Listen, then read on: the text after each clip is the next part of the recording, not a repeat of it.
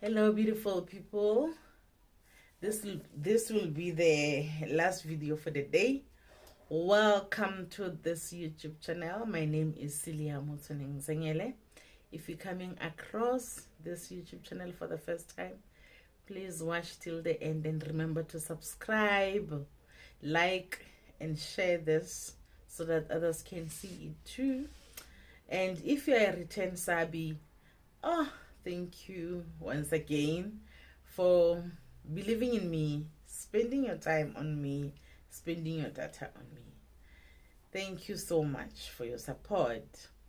In this video, I want us to talk about something that we hardly ever talk about. Having children with people. I have a plea. Can we please take some time before we have children with people, with anyone for that matter, even with the people that you are married to? I'm gonna give you my personal experience of that, but I would like us to think, because I really do wish that when I was younger, when I was at the time where I had to choose a partner for my life, when I had to choose a person that I was gonna start a family with, I wish I had the kind of information that I would like to make you think about today. Choosing the right partner for parenting. How often do we do that? I would like to believe that the children of today are at a better position than us, because during our times there was no YouTube, even on TV, which we spent most on watching. Like love was just made out to be something that is just forever lasting, like it's a happy ever after event, and with many babies. So for us, it was something that we are growing up knowing. The society that we live in preaches that you just need to aim at getting married. The society that we lived in instilled in us that we are going to be parents. Did it take into consideration the differences that are there in human beings, the individuality that is there? Nope, not at all. So it was like a one-size-fits-all approach that was done by society, parents, and even the television. That is what was passed on to us. That's all we knew. So we grew up knowing that the options that we have is you get to school, you finish matric, you get extra education than just matric. At least that one was instilled in us. And thereafter, we were also taught that then after, ensure that whenever there is somebody that comes in and wants to marry you, you should just grab the person with both hands and start a family with them and settle down. That's all we were taught to do. There was never such a conversation of choose a person that you're going to have children with wisely. There was never such. So I don't know, but I would like to be that. I would like to be that one person that you may come across this YouTube channel, and after watching this video, you're allowed to think, or to let other young ones think about choosing the life partners, number one, and also choosing the parenting partners. Because the two does not necessarily mean the same thing. A life partner is not necessarily a parenting partner. And that's where we are losing it. We are losing a lot in terms of when we get a life partner, we automatically think it's also a parenting partner. Can't you know? It's not like that. Let me get into my personal experience. I loved this hunk. To me, he was a hunk. At least but beauty lies in the eyes of the beholder. My ex-husband is somebody that I loved for the first time I saw him. The first time I laid my eyes on that guy, I just felt like this is my husband. But here was a problem. I was not gonna approach him. My whole life, I've never approached a man and said, hey, you know what, let's try this. I think I like you. I didn't have the vocabulary. I didn't have the bravery. I did not have the guts to do that. But I just told myself, for a prayer, we'll do the things, we'll do the parts to happen. Guys, I prayed for that man. I prayed for that man. I told God, I don't know how many times, how much I loved that man. I really did love that guy a lot. He was introduced to me by my cousin. We were at a wedding. It was just after the wedding when everybody's going home. We were walking to the taxi rank. Right there at the taxi rank, I'm with my cousin. And then she gets to see this group of guys. They were about 4 or 5. I can't even remember because my eyes just went straight to this guy. And I was like, I was mesmerized, guys. I was mesmerized. I was like, you know, I cannot say that enough. I loved him from that particular moment. Okay, we split. We didn't say much. We just greeted and we part. And I could see that this person does not even look at me that way. You know, sometimes when you meet with a person and then your eyes lock, then you can see, yeah, our eyes locked. No, there was no such. But nah, I loved him. And can you believe, I'm not gonna get into details, but 4 years went by. We would meet with him. I would introduce him. I would say, I would introduce myself, sorry. I would introduce myself to him and say, remember, I'm that one that, you know, I'll always remind him of that day. And unfortunately for him, did not remember. 4 years later, he comes to our congregation. Remember, I told you once that we were Jehovah's Witnesses. He was also a Jehovah's Witness. Even the wedding we attended, it was a Jehovah's Witness wedding. He comes to our congregation. I was like, God, you cannot play that game with me. I cannot have prayed for this guy for so long and then you bring him here and then nothing's gonna happen. And then it so happened, by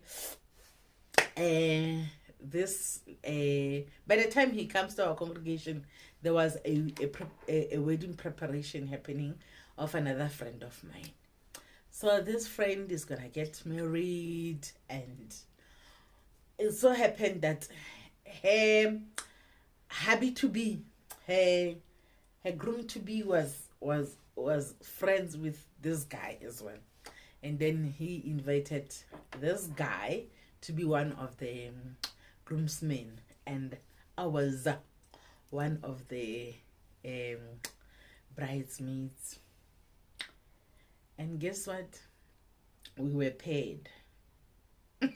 Yes, I'm not making up stories. We were paid. Like, and I've never told anyone except for God that this man I love. I've never told any friend of mine. Nothing. None whatsoever. So it so happened, and I'm like, God, are you talking to me? Is this your way of telling me that this is happening? This is about to happen? Yeah, I don't know. I thought like that. And before long, before long, we were friends now.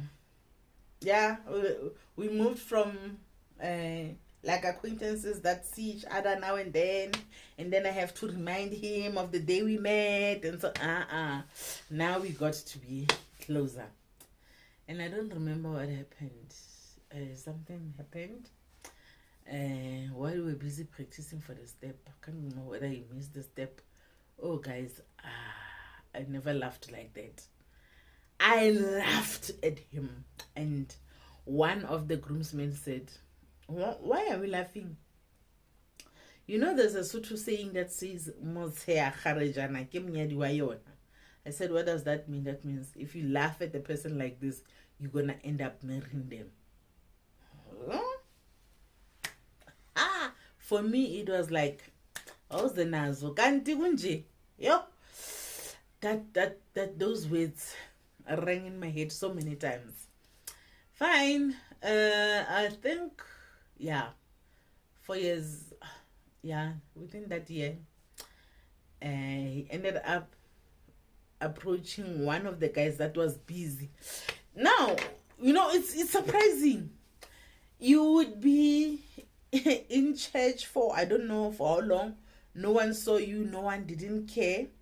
But just for those few months, I don't know what happened. Those few months, when my eyes are like on this guy like this, like, Ela Baba, uyang bonana. No, this is the very time when now people come this side and this side. People that I grew up with, now they see me as a potential partner. Hey man, still busy. There were about 5 guys, including him, that wanted him, but that wanted me at the time. And then one of them, okay, at some time there was one that I developed a crush on, but it's a I'm like, I abandoned the poor guy just like that. Like, here's the man that I left from the one, sorry. And now there are about 5 guys, including him, that want me. But I don't want to lie, at the time when he approached one of the guys that wanted me and told him, you know what, not knowing that guy, Lena is trying his luck on me. And that very, very guy had been for a long, long time. Lena self, I go that this guy, actually, Lena, I've been trying my luck there. No, he became very, very, very generous. He brought the message. Shame my guy and Shame, I was like Azang Atlajin, 1-on-1. But I did not care. Although I wish that he had came and said it himself. For was like, I love you, Wara. No, that did not happen. He sent a guy. It's fine. That guy came, brought the message, set an appointment. He would like to see me on this day. And I agreed. Sharp, no problem. That day came. It was the 2nd of January, 1998.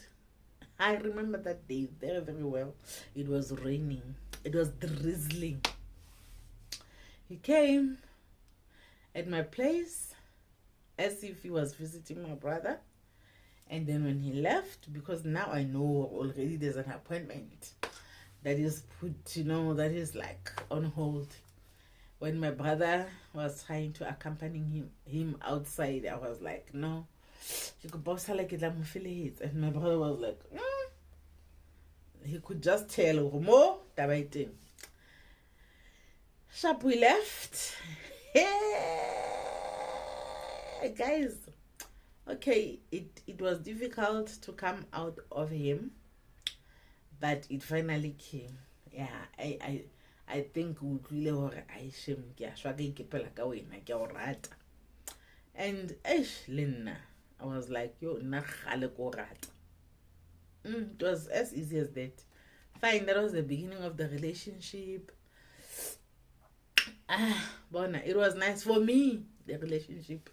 He would disappear. Guys, He would disappear along the way. During those times, that was the time when a cell phone started.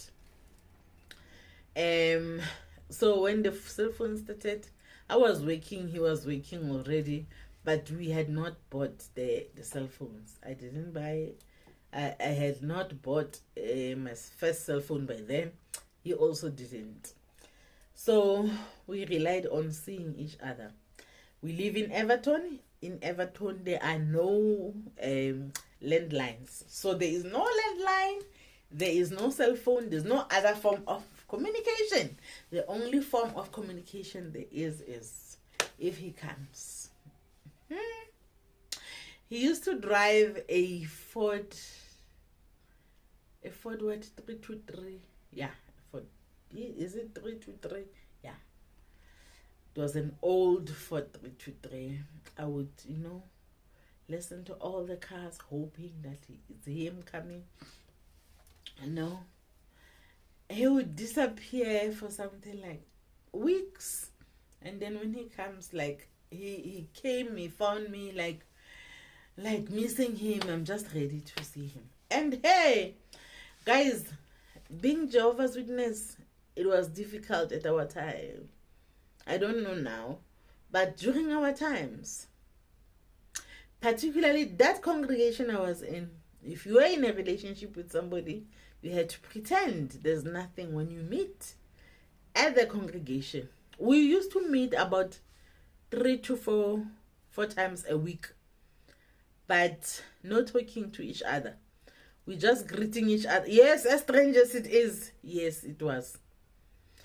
We would just greet each other and just pass. The only time we can talk is if he comes, and if he comes, he has to come to my place. He has to find other people there. We're not allowed to be. It's called courting. We courted. Courting.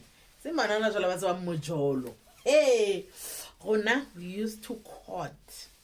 In this courting, apparently you're supposed to, if this guy comes, he must come and find at least my mom or my siblings there. If I go to his place, I must find his parents, or he had a nephew. There must be somebody else at home. You're not allowed to be alone, because remember, Jehovah's Witness rules are very strict. No sex before marriage. Yes, baby. No sex before marriage. Fine. And then we get to either find a patron. We needed to have a patron. We must choose one person that's a patron. That would be your patron. If you are going out, you're not going home, or he's not going to my place, or I'm not going to his place. If we decide we want to go to town or anywhere else, there must be a patron. So usually my patron was this girl that I will call, let me call her Dineo. So Dineo will always be there as our patron. If we're going, being a patron of a couple of Jehovah's Witnesses, it was nice, because when they go out, then they must also ensure that you also have food. Hey, if they're going to restaurant, Bona, you are there as well at the restaurant, and the three of you now. Hey, guys, okay, fine. Now he would play that game, yeah. Manyamela matla. I'm just happy he's here. Don't ask even questions. Okay. Oh no, guy. Next. Hey, the relationship with that person was very, very, very, very, very sweet. It was, actually, I would say it was too good to be true. It's the best phrase to use it for that, for describing that relationship. Because really, there were no fights. It was strange. There were no fights. In Daba, his attitude, he's so kind. He's down to earth. He is sweet, man. People that know him would know what I'm talking about. He is dead. He was just dead. Yes, relationship went on. We did talk about having children at some point, and he did tell me he does not want children. He did make sure he tells me that, and I did tell him that I want children. Actually, I want 4 or 5. All my life I wanted 3 to 5 children. No, 4, between 4 and 5 children.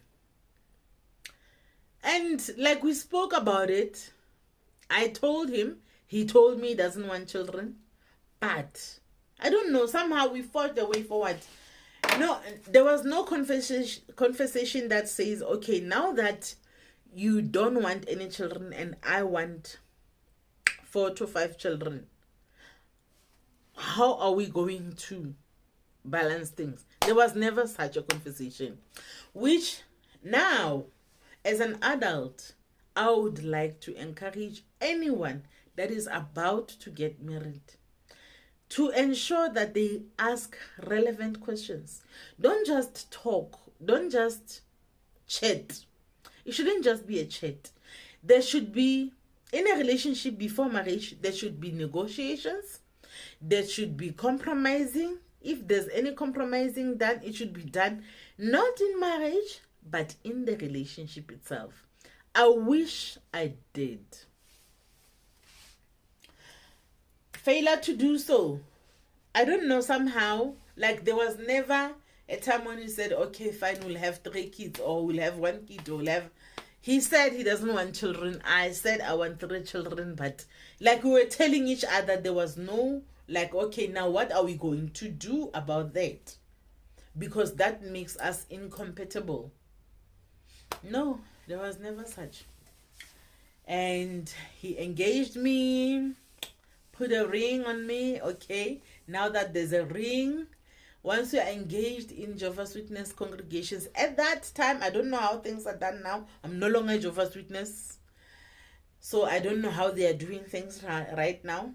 At that time, now that there's an engagement ring, then at least you can get to talk to him. You're allowed to sit with him if you wanna sit. If the two of you wanna sit together during meetings, because we call Jehovah's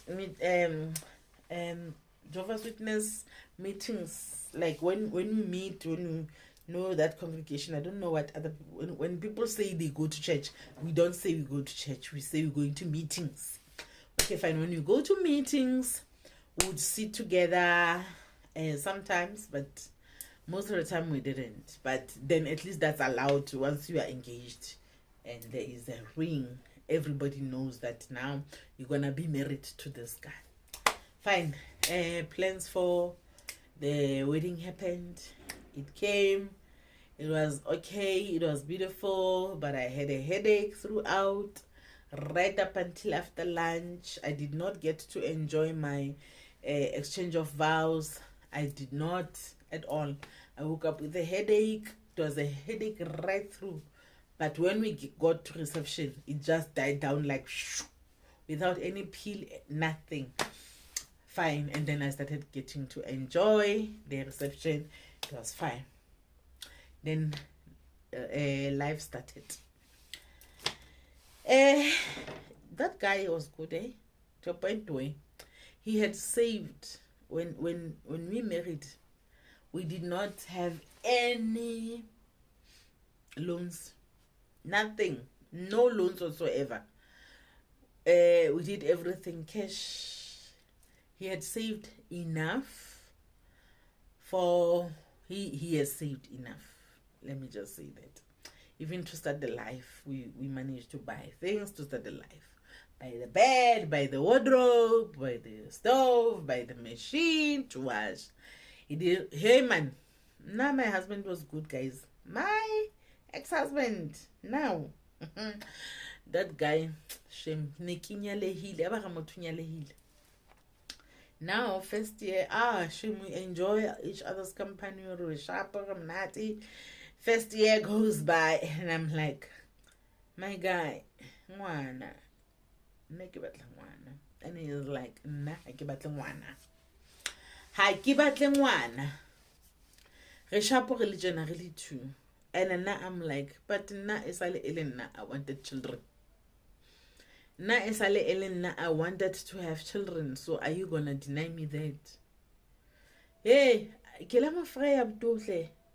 Ke la mo freya, ka modulamo ngwana batho, ka modulamo.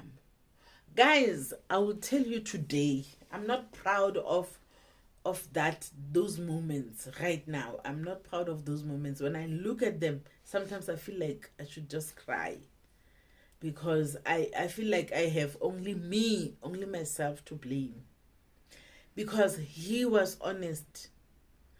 I do not want to lie. He was honest even before we got married that he did not want any children.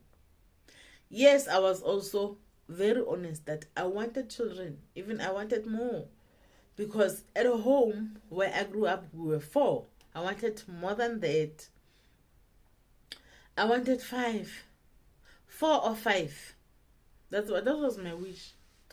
And he wanted 0. 0 child. Until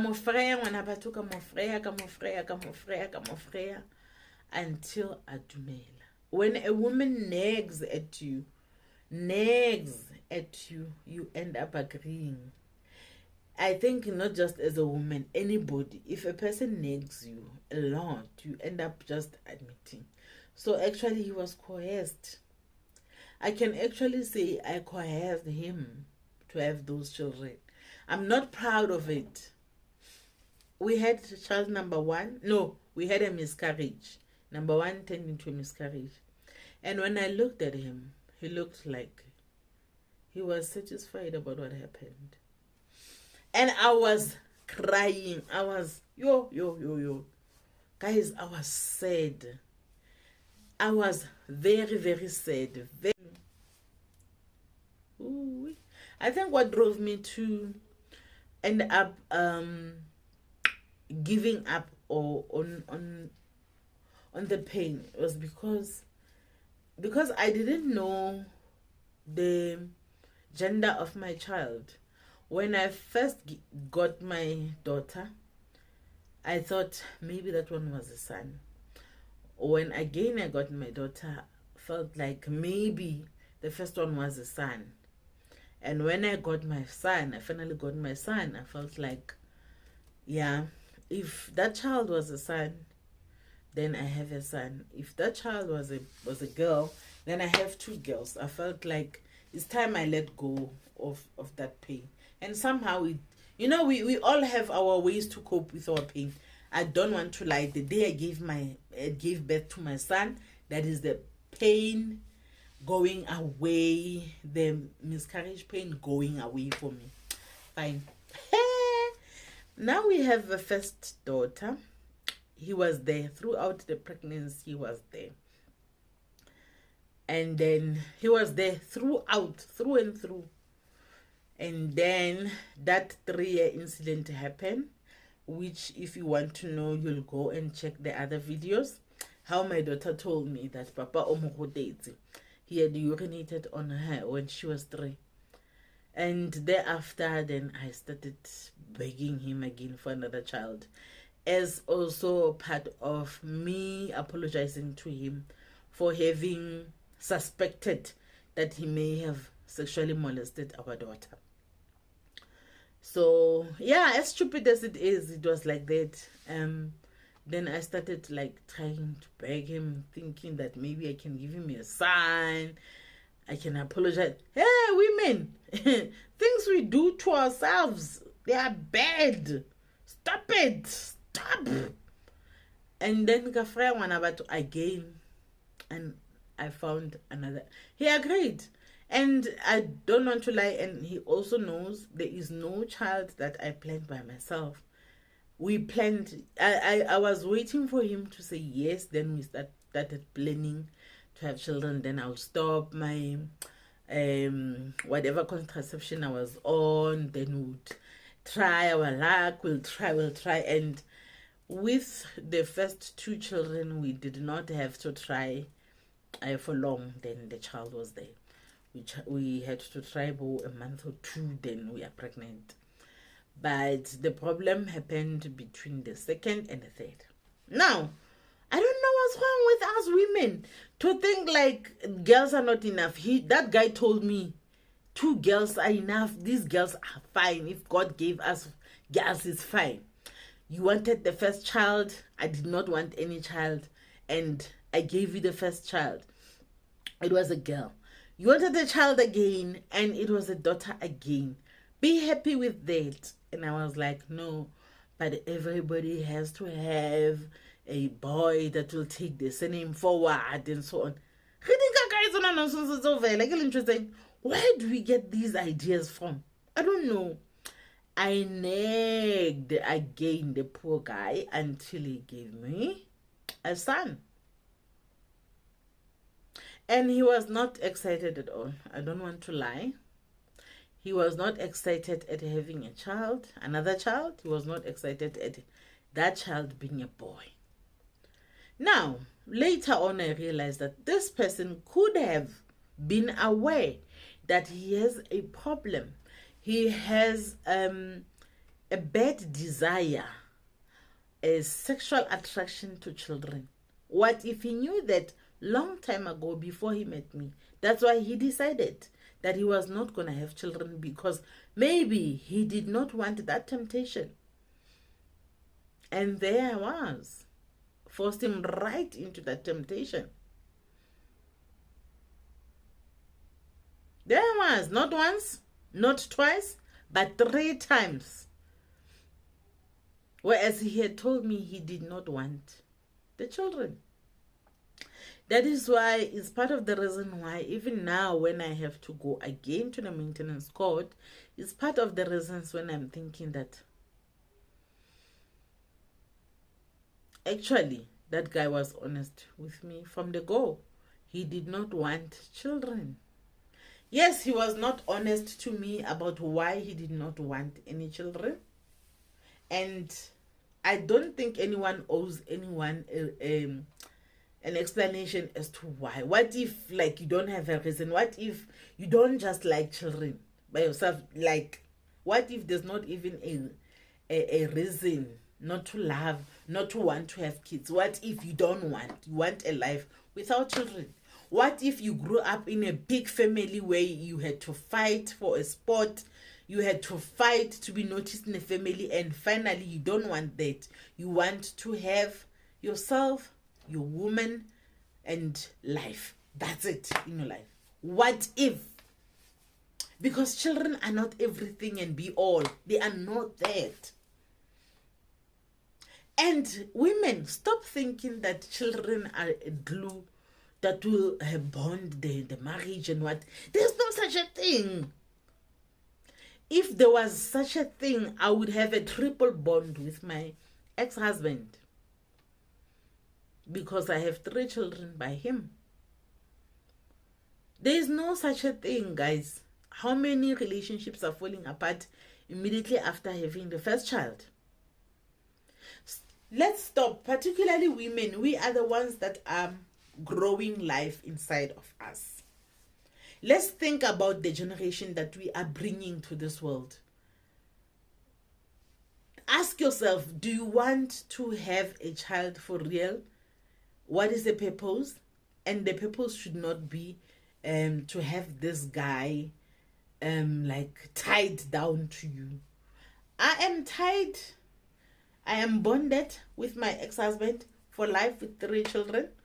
But that does not even make any difference, because he does not even get to see them.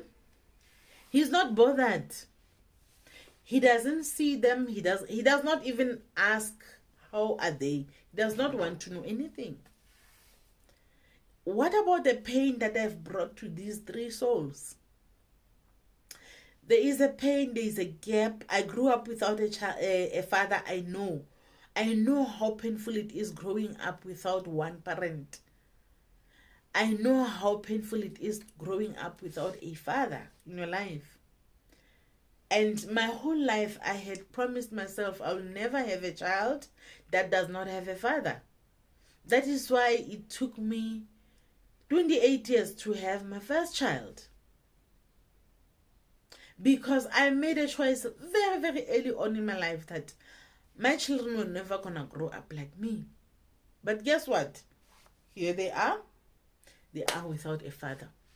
Why? Because I did not choose a partner wisely.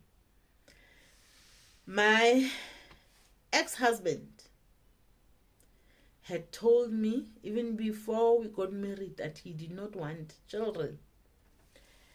Had I decided then that, okay, fine, go your way, let me go my way, I wouldn't be in this pain that I am in now. I wouldn't even be having a child that carries a pain of being sexually molested, having her own hymen being ripped off by her own father. I would not. So whose fault is it? Mine. It is my fault. Because I was not true to myself. I wanted children. Now it looks like I wanted children by crook or by hook or crook.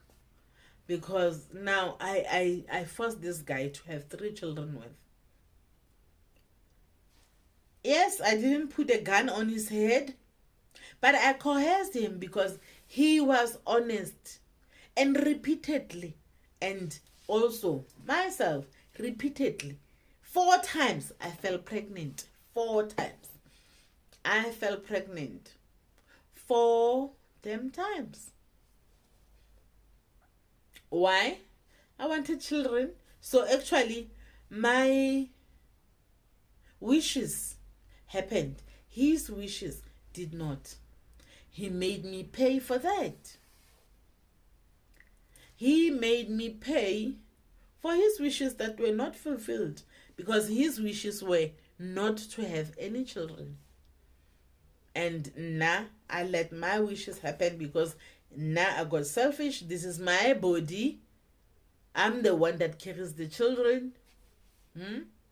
I nagged, playing on the love he had for me. I nagged him and nagged him until he agrees to give me a child. Not once, not twice, but 3 times. How selfish is that? How selfish is that? Right now, I'm in a dilemma. I need to go to the maintenance office. Not for Mnati. Go to the maintenance office for him to help me with the children. That is also another selfishness. But what about the children? Because they are struggling. Like, they can see that I've got limitations. There are things that I cannot do for them.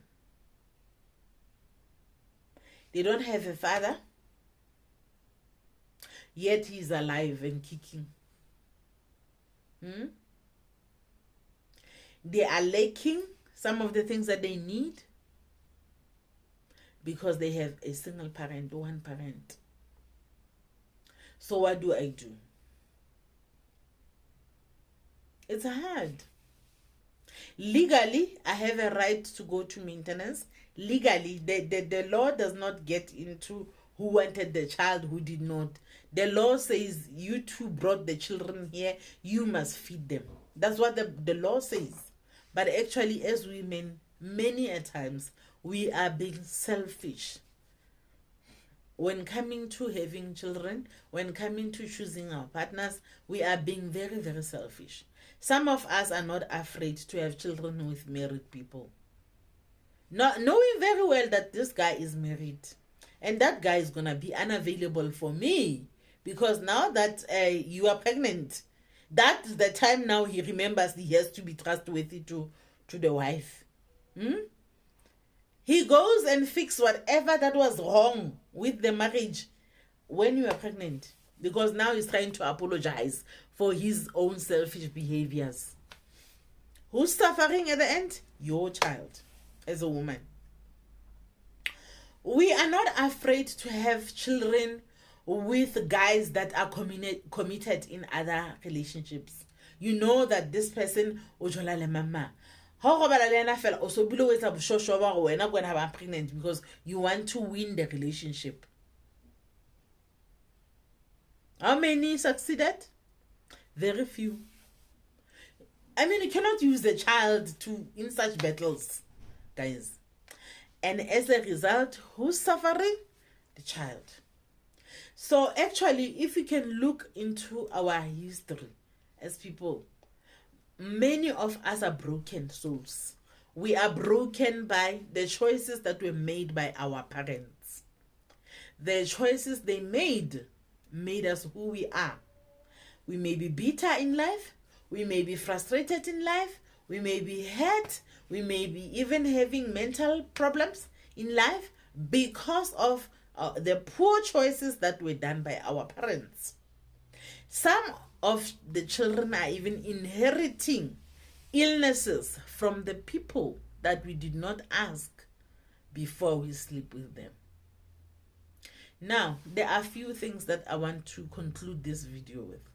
Choose a partner wisely. Choose a life partner wisely. Choose a parenting partner wisely. Choose a person that even when the two of you were to split, that person would love his children, would love their children enough to make sure that the children remain in their life. He or she will remain an important part, integral part in the child's life. And let us normalize checking diseases before we have children with people, because we are passing some of the diseases by genetics to our children just because we want children. Guys, we could save the children some pain by making better choices. I wish I was 20. I wish I could wake up 20 again tomorrow and start making better choices, but unfortunately I can't. I just hope that this video will help you or will help someone that you know. Please share it because it may help someone to make better choices. It may help someone that's about to make a gravely mistake to choose differently. Thank you so much for watching this video. Bye-bye.